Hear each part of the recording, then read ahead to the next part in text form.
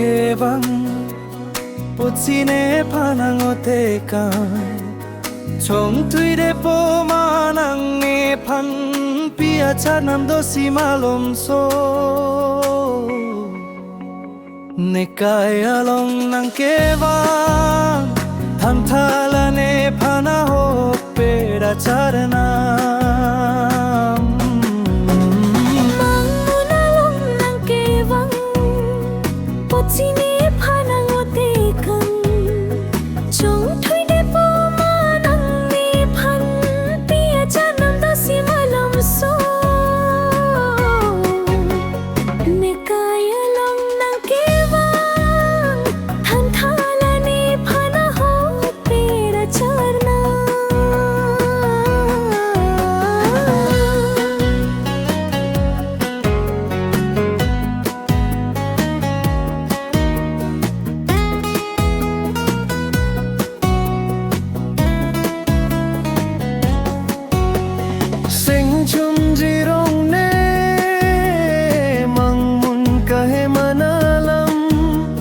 Jaridam si than paklar thani phan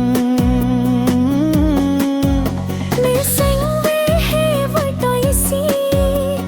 Mẹ so chẳng thể cho bằng thăng Seng chum jirong ne mang mun kai manalam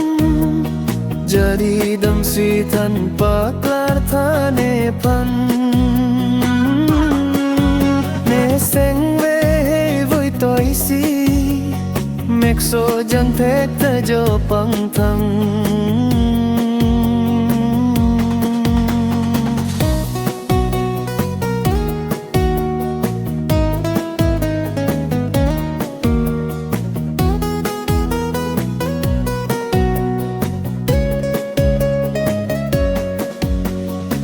Munti bom ne jo pang thang Lo clara turca theang Sampung vet ne tot lun si Mang muna long nang ke vangalam Jadi dam si seki kalang ke vang Munti bom ne jo pang thang Lo clara turca theang Sampung vet ne tot lun si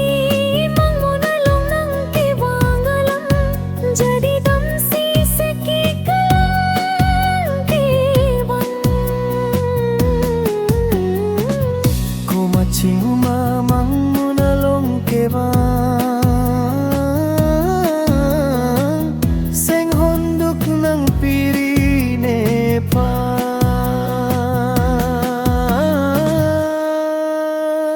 Mang munalong nang kebang Potsine panangote kang Chong tui de po manang ne pan Pia chanam dosi malom so